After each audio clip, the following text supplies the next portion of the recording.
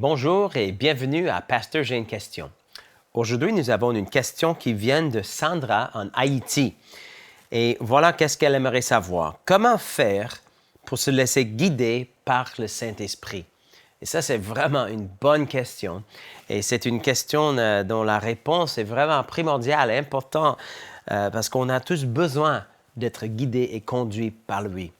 Donc, moi, je sais que nous sommes dans une vie ici sur la terre que des fois, c'est pas toujours facile de naviguer, de savoir si on devrait tourner à droite ou à gauche ou quelles décisions on doit prendre par rapport à notre carrière, par rapport à beaucoup de choses, en fait. Il y a beaucoup de décisions à prendre à tous les jours et c'est vraiment l'aide du Saint-Esprit qui va faire en sorte que nos décisions soient toujours les bonnes et qu'on va toujours faire les bons choix. Donc, premièrement, pour répondre à votre question, Sandra, j'aimerais qu'on regarde quelques versets de base. Il faut savoir, premièrement, que Dieu a promis de nous guider par son Esprit. Et ça, c'est quelque chose qu'il ne faut jamais prendre pour acquis. Quel privilège d'avoir un Dieu qui nous aime. Quel honneur d'avoir l'occasion de marcher avec un Dieu qui nous parle et qui nous communique. Et donc, par exemple, Romains chapitre 8, verset 14, voici une belle promesse qui dit « Car tous ceux qui sont conduits par l'Esprit de Dieu sont fils de Dieu. » Alors, donc, on voit que nous, en tant que fils de Dieu, on peut être conduits par l'Esprit de Dieu. En Jean chapitre 10, verset 4, Jésus a dit « Lorsqu'il a fait sortir toutes ses propres brebis, il marche devant elles et les brebis le suivent. » Parce qu'elles connaissent sa voix. Elles ne suivront point un étranger, mais elles fuiront loin de lui parce qu'elles ne connaissent pas la voix des étrangers. Donc, c'est bien important de réaliser que le Seigneur Jésus, il veut nous conduire. Il est comme un berger et nous sommes les brebis. Et selon ce verset, nous pouvons connaître sa voix.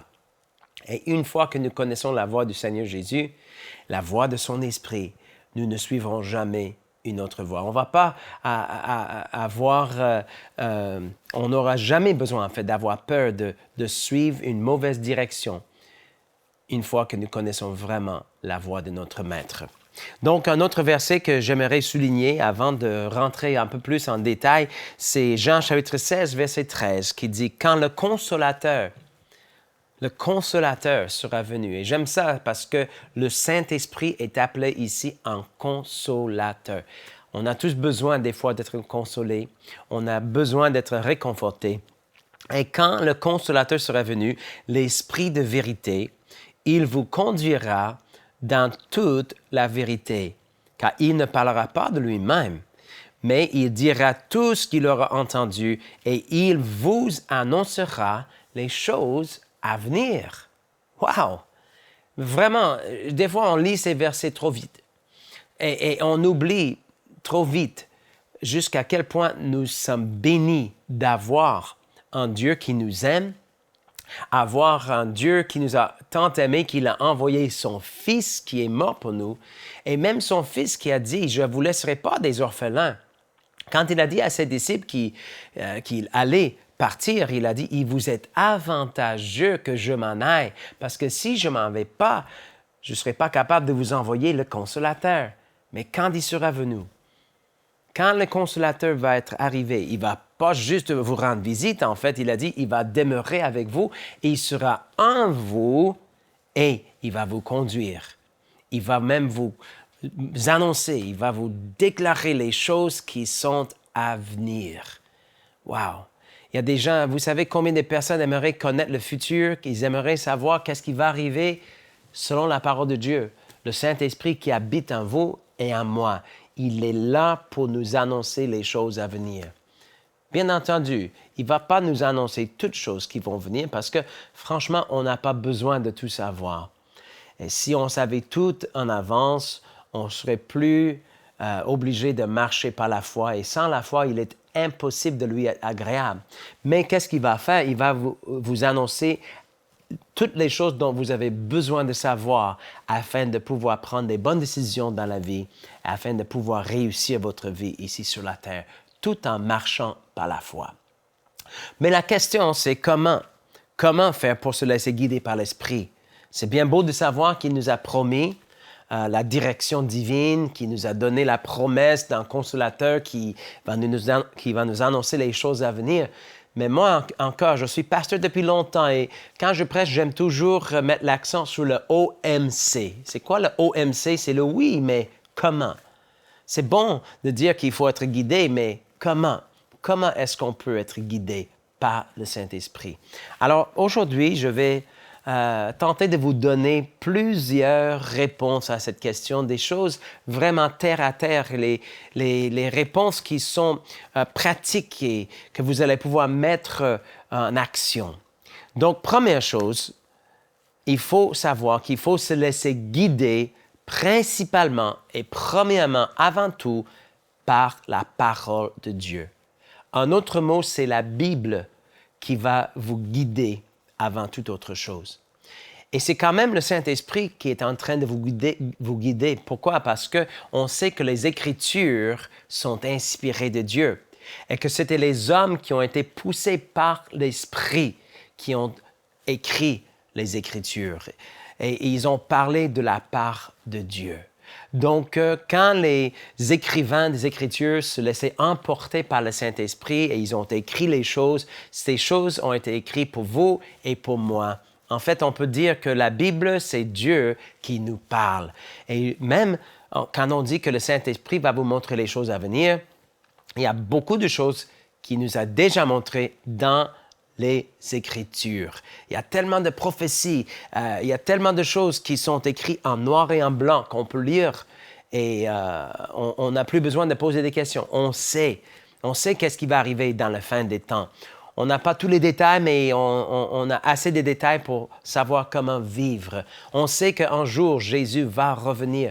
On sait qu'un jour, on va entendre la trompette et que les morts en Christ vont ressusciter. Et ceux qui sont encore en vie ici sur la terre, ils vont être enlevés, ils vont rencontrer Jésus dans les airs.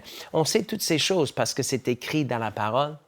Et aussi, il y a des versets de la parole de Dieu qui vont vous aider à prendre des bonnes décisions. Il y a des personnes qui veulent savoir qui est-ce que je dois marier, qui est mon futur conjoint. Mais il y a des choses, par exemple, qu'on peut trouver dans la Bible qui vont vous aider à prendre cette décision. Par exemple, si vous pensez à vous marier avec quelqu'un, la parole de Dieu est claire que si on se marie, on doit se marier dans le Seigneur, qu'il ne faut pas se mettre sous un joug étranger avec les incroyants, avec les infidèles. Donc, vous savez que si quelqu'un dit « Mais Seigneur, est-ce que je devrais me marier avec une telle personne? » et cette personne n'est même pas croyante, n'est même pas née de nouveau, n'est même pas dans la famille de Dieu, vous n'avez même pas besoin de faire la prière, vous n'avez même pas besoin de poser la question parce que la réponse est déjà dans la parole de Dieu. Donc, il y a plein de choses comme ça. Moi, je dirais que 90% de votre vie peut être guidée et dirigée par ce qui est déjà écrit dans la parole de Dieu. Mais nous sommes aussi conscients que des fois, il y a certaines décisions qui ne sont pas forcément aussi claires. Ce n'est pas noir et blanc. Dieu a dit d'aller dans tout le monde. Jésus a dit en Marc chapitre 16 d'aller dans tout le monde et de prêcher l'Évangile à toute la création. Peut-être vous ressentez dans votre cœur le désir d'être missionnaire, mais vous ne savez pas, est-ce que je devrais aller en Asie ou en Afrique ou en Europe ou en Amérique du Nord, en Amérique du Sud? Vous savez, il y a des âmes sur tous les continents qui ont besoin d'être évangélisées. Et on n'a pas un verset dans la Bible qui va forcément nous montrer exactement dans quel pays il faut aller. Et c'est dans ces moments-là où on doit compter sur la direction du Saint-Esprit. Il faut apprendre comment être guidé par le Saint-Esprit. Donc, après avoir vraiment mis notre confiance dans la parole de Dieu, parce qu'encore une fois, Psaume 119 dit que ta parole est une lampe à mes pieds, une lumière sur mon sentier.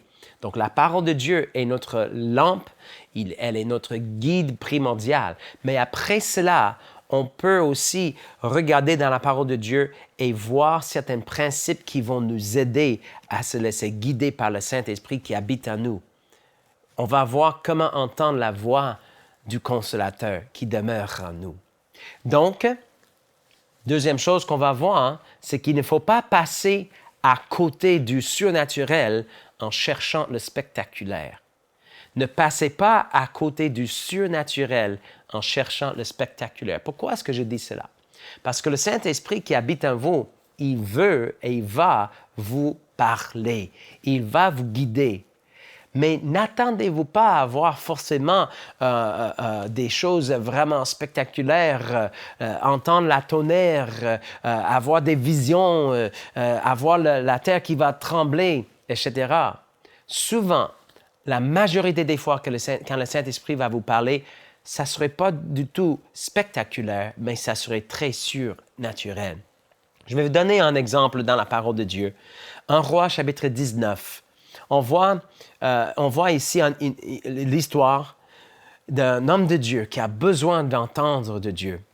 Et il est monté, en fait, sur la montagne pour chercher à entendre de Dieu. Mais il dit, « Sors et tiens-toi sur la montagne devant l'Éternel. Et voici l'Éternel passa, et devant l'Éternel, un grand vent impétueux déchirait les montagnes et brisait les rochers. » Ça, c'est spectaculaire. Un vent, les montagnes qui sont déchirées par ce vent et les rochers qui sont brisés. Mais l'Éternel n'était pas dans le vent. Et après le vent, un tremblement de terre. Et l'Éternel n'était pas dans le tremblement de terre. Donc, encore une chose spectaculaire. Mais le Seigneur n'était pas dans cette chose spectaculaire. Et après le tremblement de terre, du feu. Et l'Éternel n'était pas dans le feu. Et après le feu, une voix douce et subtile. Une petite voix tranquille. Et le Seigneur était dans cette petite voix tranquille, dans cette voix qui était douce et subtile. Donc, beaucoup des personnes, ils veulent, Seigneur, parle à moi, donne-moi un signe, montre-moi quelque chose. Et ils sont en train de chercher les choses à l'extérieur. Mais le Seigneur va principalement vous diriger par une petite voix tranquille dans votre fort intérieur, dans votre cœur. Et c'est ça qu'il faut chercher, c'est ça qu'il faut écouter. Sinon, on va passer à côté. Vous savez, il y a tellement de personnes qui veulent un signe. J'ai entendu tellement de choses à travers des années. Des personnes qui ont dit, « Seigneur, est-ce que tu veux que je fasse telle chose? » Et tout d'un coup, j'ai vu 3 oiseaux qui ont volé au-dessus de ma tête. Et ça doit être un signe de Dieu. Ça doit être ça que le Seigneur veut que je fasse. Ou « Seigneur, où est-ce que tu veux que j'aille? » Et donc, ils sont sur l'autoroute et ils vont voir l'immatriculation d'une auto, un véhicule devant eux et la province ou l'État ou le territoire est indiqué sur « Oh, est-ce que c'est là où tu veux que j'aille? » Faites attention, parce que les signes et les choses qui se passent à l'extérieur peuvent être manipulés même par l'ennemi, vous savez.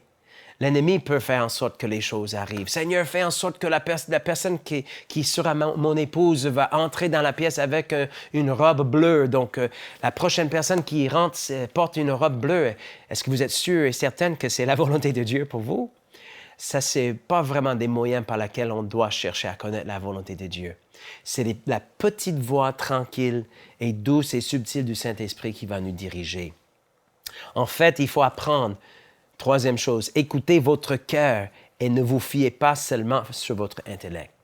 Écoutez votre cœur. Cette petite voix tranquille ne serait pas juste dans la tête, ça serait principalement dans votre cœur, dans votre esprit. Vous êtes un être sur 3 dimensions, esprit, âme et corps. Et Dieu va vous parler dans votre esprit.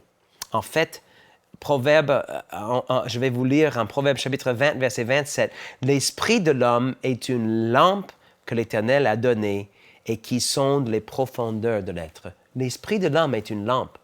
Donc, quand Dieu vous parle, avec cette petite voix tranquille, il vous parle dans votre cœur, dans votre fort intérieur.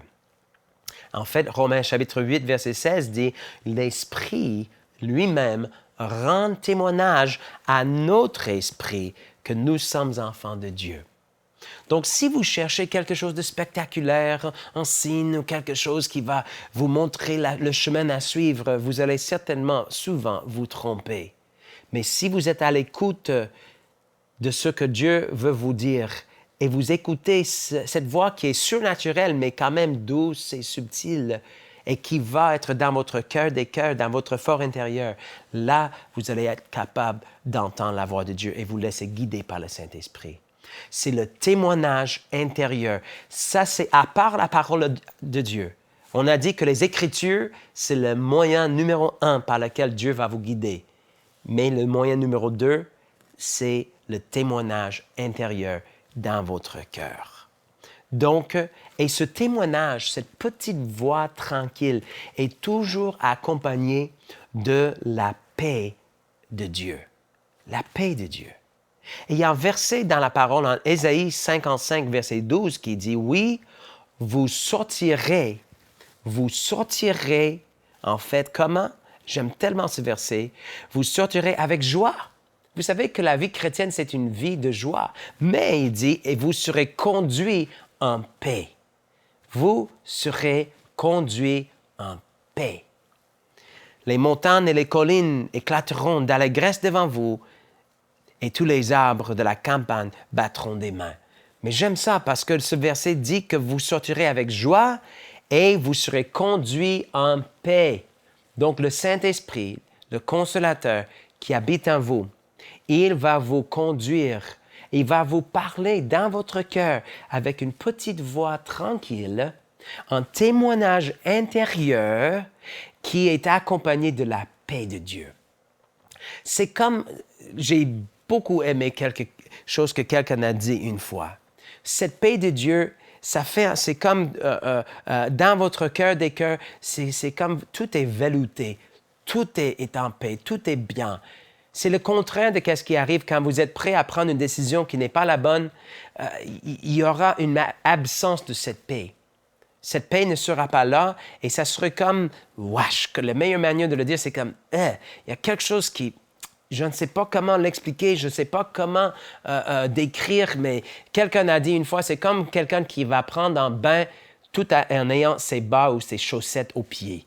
Vous savez, prendre un bain avec les bas, les chaussettes, c'est désagréable. Il y a quelque chose qui n'est pas bon, ça ne marche pas. Et c'est un peu la même chose qui se passe dans votre cœur quand vous êtes prêt à prendre une décision qui n'est pas la bonne. C'est comme, Donc, mais quand vous êtes dans la volonté de Dieu, quand vous êtes en train de vous laisser guider par le Saint-Esprit, il y aura la paix de Dieu.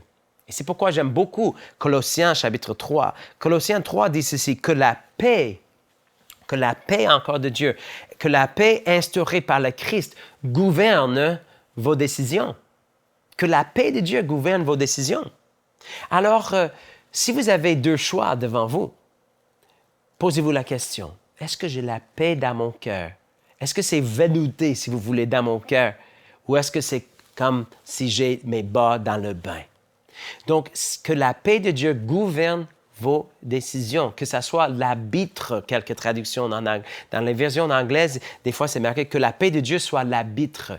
Vous savez, l'arbitre va décider si quelque chose est juste ou non. Et donc, quand vous avez des choix à faire dans la vie, est-ce que je dois prendre cet emploi? Est-ce que je dois me marier? Est-ce que je dois partir en mission? Est-ce que je dois changer de ville? Que la paix de Dieu gouverne vos décisions. Si vous laissez la paix de Dieu vous conduire, vous ne vous tromperez pas. C'est quelque chose de vraiment, vraiment extraordinaire. Donc, une autre chose, quand on pose la question, comment est-ce que je peux me laisser guider par l'Esprit? C'est qu'il faut apprendre, justement, ça va de pair avec ce qu'on a dit, parce qu'on a dit que c'est la petite voix tranquille du Saint-Esprit qui va parler dans votre cœur, pas dans votre tête, OK? Comme le Proverbe dit, il dit, confie-toi dans l'Éternel et ne t'appuie pas sur ta propre sagesse, sur ton intelligence, mais reconnais le Seigneur dans toutes tes voies et il aplanira tes sentiers. Donc, des fois, ta tête va dire, ma tête n'est pas dans la paix, mais mon cœur est dans la paix. Il y a une petite voix tranquille à l'intérieur de moi qui dit que oui, ça, c'est la bonne décision. Oui, c'est ça que je devrais faire. Et quand vous avez cette petite voix tranquille, ce feu vert, et c'est tout velouté dans votre cœur, pas dans votre tête forcément, mais dans votre cœur, vous êtes sur le bon chemin. Je peux vous donner un petit témoignage de cela. Vous savez qu'il y a longtemps, il y a plus de 21 ans maintenant que ma femme et moi, on avait à cœur de venir au Québec. On est tous les deux des États-Unis. Je suis né au Missouri, ma femme aussi au Missouri. Et après l'école biblique, on voyageait à temps plein dans le ministère et on faisait un peu des voyages en France et dans quelques pays francophones pour prêcher. Mais au moment donné, on était de retour aux États-Unis et on priait. Et un jour, en fait, je faisais le ménage chez moi et je passais l'aspirateur et la balayeuse, comme on dit au Québec, et je louais le Seigneur, je priais en notre langue. Et tout d'un coup, en priant en notre langue, je savais dans mon cœur qu'il fallait prier pour la province du Québec. Et c'était vraiment comme le Saint-Esprit m'a dit, surnaturellement, de prier pour la province du Québec. Et je connaissais personne au Québec, je ne savais pas pourquoi je priais pour le Québec, mais le Seigneur avait un plan. Et donc, au fur et à mesure, on a compris que le Seigneur voulait qu'on vienne au Québec. Et donc, entre-temps, on avait passé 2 ans en France comme missionnaire. Et pendant qu'on était en France, on avait pris une décision dans notre tête qu'on allait venir au Québec, on allait établir une nouvelle église dans la ville de Montréal, la 2e ville francophone au monde. C'est ça qu'on a planifié. C'était notre idée, c'est ça qu'on pensait, c'était la bonne chose à faire. Et vous savez quoi? Plus on priait pour Montréal, plus le Seigneur nous parlait d'une autre ville. Une petite ville au centre du Québec, à mi-chemin entre Montréal et Québec, la ville de Drummondville. Ma tête ne voulait rien savoir de cette petite ville. Moi, je voulais aller à Montréal. Mais plus je priais, plus j'avais la paix pour prier pour Drummondville. Et en fait, après avoir vécu 2 ans en France, on est venu au Québec et avant de déménager, on a fait un voyage pour tâter le terrain, pour voir où on pourrait s'installer. Et en arrivant à la ville de Montréal, justement, il y avait comme un feu rouge. C'est comme, wesh, on n'est pas dans la paix. Il y a quelque chose qui ne marche pas. Ma tête voulait tellement aller à Montréal. Donc, on avait un rendez-vous à Drummondville pour aller prêcher. En arrivant dans la ville de Drummondville, dès que nous sommes arrivés, la paix de Dieu est revenue dans notre cœur. Et on savait que oui, c'était la place où le Seigneur voulait qu'on soit. Par la suite, on a compris pourquoi. C'est le centre du Québec, c'est une ville stratégique. Dans 1 heure 30 minutes, on peut atteindre presque toutes les villes majeures de la province du Québec. Le Seigneur, il savait qu'on avait besoin d'être dans la ville de Drummondville. C'était selon son plan et son dessein. Si j'aurais suivi ma tête, j'aurais manqué la volonté de Dieu. Mais encore, le 5e point que je voulais faire aujourd'hui, comment être conduit par l'Esprit, comment se laisser guider par lui, c'est d'obéir à ces feux rouges. Quand le Seigneur vous donne un feu rouge, il faut obéir. C'est ça que les apôtres ont fait. En Actes chapitre 16, verset 6, on voit les apôtres qui ont projeté, ils avaient un plan d'aller de prêcher l'Évangile en Asie. Et on a été empêchés par le Saint-Esprit d'annoncer la parole dans l'Asie. Ils traversèrent la Phrygie et le pays de Galatie. Et arrivés près de la Mysée, ils se disposaient à entrer en Bithynie, mais l'Esprit de Jésus ne leur permit pas. Ils franchirent alors la Mysée et descendirent à Troas. N'est-ce pas intéressant? C'est pas juste des mauvaises choses. Des fois, il y a des choses dangereuses qu'on peut projeter faire. Et j'ai entendu tellement de témoignages, même si on pense au 11 septembre 2001 à New York, avec les attaques des terroristes. J'ai entendu les témoignages des personnes qui ont été avertis par le Saint-Esprit, par exemple, de ne pas prendre les escaliers, mais de prendre l'ascenseur, même quand le bâtiment était en feu. Et normalement, c'est défendu. On ne devrait pas prendre un ascenseur quand le bâtiment est en feu. Tout le monde disait, ne prends pas l'ascenseur, le bâtiment est en feu. Mais quelque chose dans le cœur de cette chrétienne disait, non, il faut que je prenne les escaliers. Elle a pris les escaliers, elle a pris l'ascenseur au lieu de prendre les escaliers. Et c'était la seule personne qui a survécu de son étage. Donc, c'est important quand on a un feu rouge, quand quelque chose vous dit de changer de plan, de changer d'idée, il faut obéir. Et c'est tellement, tellement important. Je sais qu'on a eu une autre expérience, ma femme et moi, tout de suite après l'école biblique. la deuxième année de notre école biblique, on était invités, après la remise de diplôme, de déménager dans l'État de Arizona, dans le désert, de servir dans une église comme pasteur de la jeunesse. Et on avait une porte ouverte et on n'avait pas d'autre direction à cette époque. On a dit oui, on accepte l'invitation et on a planifié de le faire. Mais vous savez qu'est-ce qui s'est passé? C'est que on était supposé d'avoir notre diplôme le mois de mai et ensuite le mois de juillet de partir et de déménager. Mais pendant tout le mois de mai et juin, on avait un feu rouge. C'est comme non, il ne faut pas y aller, il ne faut pas y aller. Mais on était jeunes, on avait 20 ans, on ne savait pas trop comment interpréter ce feu rouge. Donc, on essayait de communiquer avec le pasteur en Arizona en disant, on ne comprend pas, mais on n'a pas vraiment la paix. Il disait, « mais c'est parce que tu es juste nerveuse, tu es jeune et tu manques d'expérience, donc venez-vous-en. On a déjà donné de l'argent pour votre déménagement, on a déjà donné l'électroménager, on a trouvé une place pour vous. Venez, venez. » Il y avait tellement de pression qu'on ne savait pas comment obéir à ce feu rouge et dire non. Mais vous savez, finalement, on a en fait même planifié tout le déménagement. Malgré le fait qu'on avait un feu rouge, on a loué une remorque, on a mis tous les meubles dans le remorque, on était prêt à partir. Moi, j'ai mis le cadenas pour fermer le remorque et on était censé de partir le lendemain. Mais heureusement, Dieu, dans sa miséricorde, il nous a épargnés. Ma femme est allée faire les courses et pendant qu'elle faisait les courses, le Saint-Esprit a dit « Va chez une telle amie ». Et cette amie pensait qu'on était déjà partis en Arizona. Et ma femme a dit, je ne sais même pas exactement où elle habite. Il y avait un gros bloc d'appartements. Donc, elle s'est rendue, elle a cogné à une porte et elle a dit, « Est-ce que vous connaissez Cindy? » Et le monsieur a dit, « Elle habite à la prochaine porte. » Le Seigneur l'a conduit presque chez elle, mais elle a manqué juste d'une porte. Et qu'est-ce qu'elle ne savait pas, c'est que Cindy, il y a 2 heures avant, était en train de magasiner ou de faire les courses, dépendant si vous êtes... Ici au Québec, on dit, on va magasiner. Mais elle était en train de magasiner et le Saint-Esprit a dit, « Rentre chez toi, Tania s'en vient. » Elle a dit, « Mais Tania est déjà en Arizona. » Le Saint-Esprit a dit, « Rentre chez toi, Tania s'en vient. » Elle a obéi.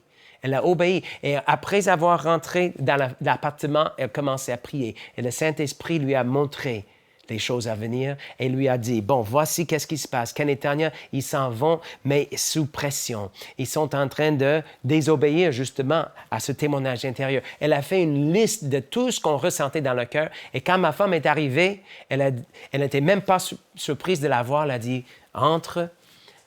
Voilà, le Seigneur m'a dit que tu allais venir. » Et le Seigneur lui avait donné quelque chose de spectaculaire cette fois-ci. Et je dis cela parce que normalement, c'est un témoignage intérieur, mais des fois, quand on est prêt à manquer le coche ou quand on n'est pas à l'écoute de l'Esprit, Dieu, dans sa grâce, sa miséricorde, il peut faire quelque chose de plus spectaculaire. Il peut même donner une vision. Il peut envoyer un ange. Il peut donner une parole de connaissance, une parole de sagesse à quelqu'un. Cette fois-ci, il a parlé à notre amie Cindy. Elle est rentrée chez elle. Elle a prié. Le Seigneur lui a montré des choses. Et finalement, ma femme était capable de revenir en disant... Ça, c'était la confirmation qu'on avait que, justement, il y avait quelque chose qui n'était pas correct. Donc, on avait un feu rouge et c'est ce don de l'Esprit qui a confirmé le feu rouge pour nous cette fois-ci. Maintenant, on a de moins en moins besoin de ces choses spectaculaires. On a appris avec le temps comment obéir à ce témoignage intérieur, comme vous allez faire aussi. Mais sachez que le Seigneur, il veut vous conduire. Il veut vous conduire avec la paix, à travers une petite voix tranquille qu'il va donner dans votre cœur des cœurs. Apprenez à écouter cette voix, à obéir à cette voix et à marcher selon la paix de Dieu. Que la paix de Dieu gouverne toutes vos décisions et vous allez vous trouver dans la volonté de Dieu. Que je suis content que nous ne sommes pas partis en Arizona. Même le pasteur, une année après, est parti lui-même. Les choses n'ont jamais fonctionné. Le Seigneur avait autre chose pour nous. Son appel pour nous, c'était pour le monde francophone. Et que je suis content que le Seigneur nous a donné un consolateur qui nous conduit. Mais il est en vous, il vous aime et il va vous montrer les choses à venir aussi. Que le Seigneur vous bénisse. Nous espérons que cette émission vous a béni. Si vous aussi vous avez une question biblique sans réponse, envoyez-la nous par email à pasteurj'ainunequestion@enseigne-moi.com.